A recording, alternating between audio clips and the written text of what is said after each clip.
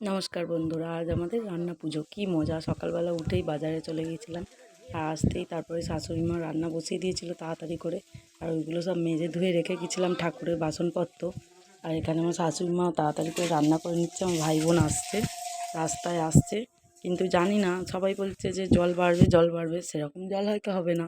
কলা পাতা টাতা এখানে কেটে রাখা হয়ে গেছে, আর সব জোগাড় যন্ত্র চলছে। নারকেল ছাড়ানো হচ্ছে, নারকেল ছাড়ানোও হয়ে গেছে প্রায় শেষের দিকে। মাছ নিয়ে এসে বাজার থেকে বেছে তাড়াতাড়ি করে ফ্রিজে রেখে দিয়েছি।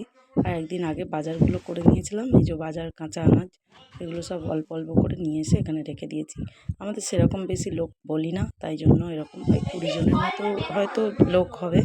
আর এখানে এই যে আমি তাড়াতাড়ি করে আনাজ নিয়ে বসে গেছি বিকেলবেলা, তাই স্নান করার আগে আবার স্নান করে তারপর ভোগ করতে বসবো। বিভিন্ন রকম আনাজ নিয়ে বসে গেছি রান্না পুজো উপলক্ষে। এগুলো ভাজা বা ডাল হবে আজকে। আর এটা এই যে সব রকম সবজিগুলো যেগুলো ভাজার জন্য কাটবো, সেগুলোই কাঁচা তেঁতুল দিয়ে সেটা একটা অম্বল বা টক বানানো হবে।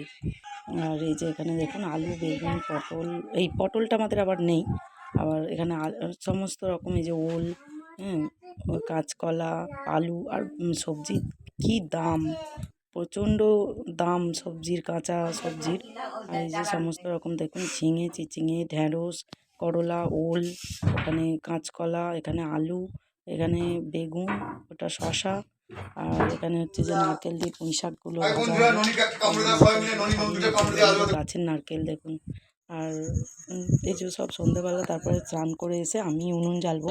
আমাদের আবার একটা নিয়ম আছে কি, আমি যদি আগে কোথাও আমাদের রান্না পুজোর আগে আমার থেকে কোথাও খাওয়া যাবে না রান্না পুজো বাড়ি, তাহলে কিন্তু আমি উনুনটা জ্বালতে পারবো না। তাই জন্য আমার শাশুড়ি মাকে পাঠিয়ে দিয়েছিলাম, আমি কোথাও যাই না, বাড়িতেই ছিলাম।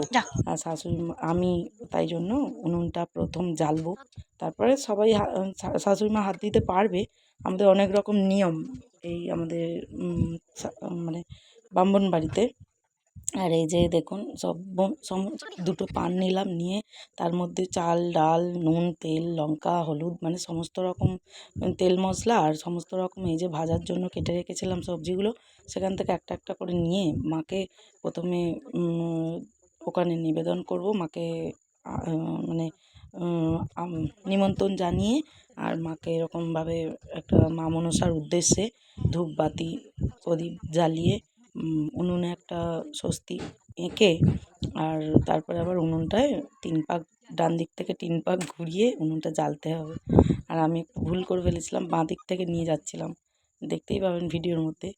আর এই যে দেখুন তাড়াতাড়ি করে বানিয়ে নিলাম ওটা। আর আমার বোন ক্যামেরাম্যান হয়েছিল, বোন চলে এসেছিলো, তাড়াতাড়ি হয়নি, ও 9টায় বেরিয়েছিল, আর বিকেলবেলা 4টের সময় আমাদের বাড়িতে আসলো।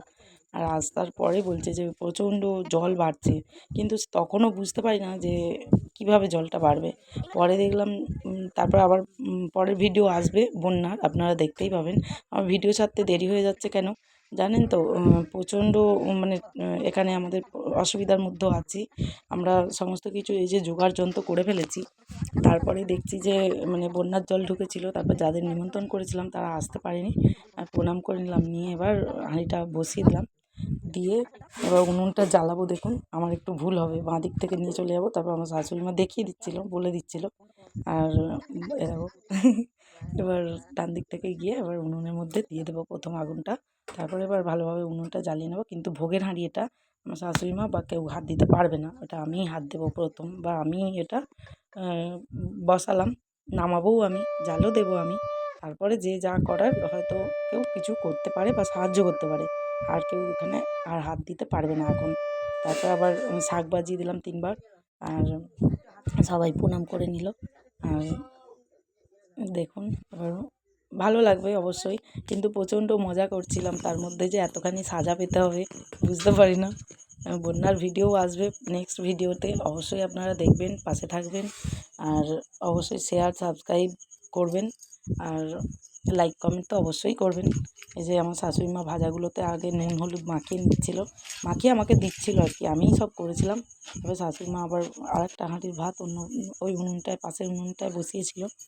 আর আমি আবার লাস্টে আমি একবার ক্যামেরাটা নিলাম, বোন একটু ব্যস্ত ছিল বাড়ির মধ্যে। আবার নারকেল কুড়ছিলাম, আমিই নারকেল কুড়েছিলাম, নারকেলগুলো কী ভালো লাগছিলো। এই যে দেখুন ভোগের হাঁড়ি নেমে এখানে আমি ভাজা বসিয়ে দিয়েছি আর এক হাঁড়ি ভাত বসিয়ে দিয়েছি। এটা স্নান করেই আমি এসে বসেছি, ঠিক আছে। আর কিছু চুল টুল আঁচড়াতে নেই বলে এরকম অবস্থা আমার।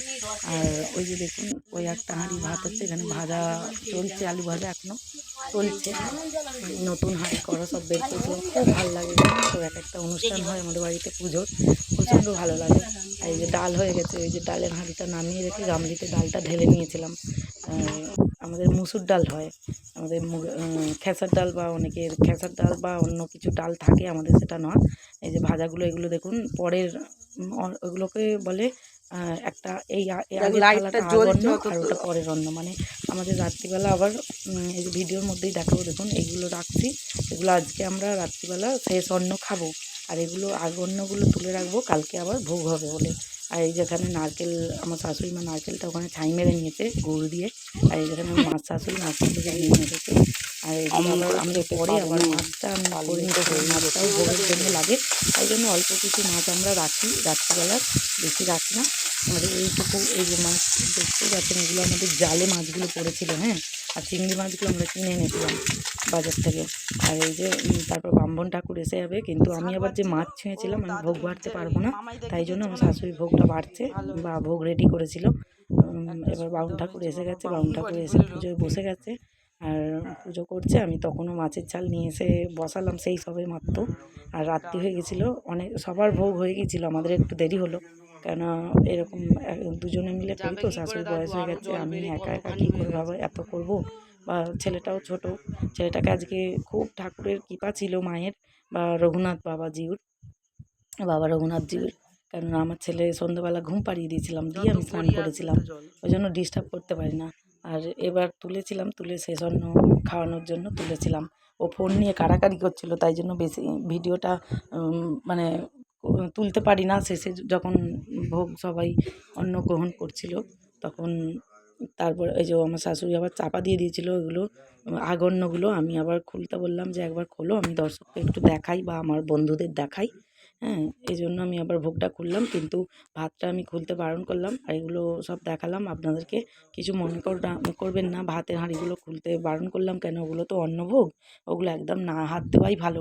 একবার জল দিয়ে চাপা দেওয়া হয়ে গেলে আর ওগুলোকে খুলতে বারণ করে, ঢেলে ঠান্ডা করে তারপরে কীরকমভাবে খেতে বসে গেছে ভাই বোন, হাজব্যান্ড, শ্বশুরমশাই, শাশুড়ি মা, মেয়ে।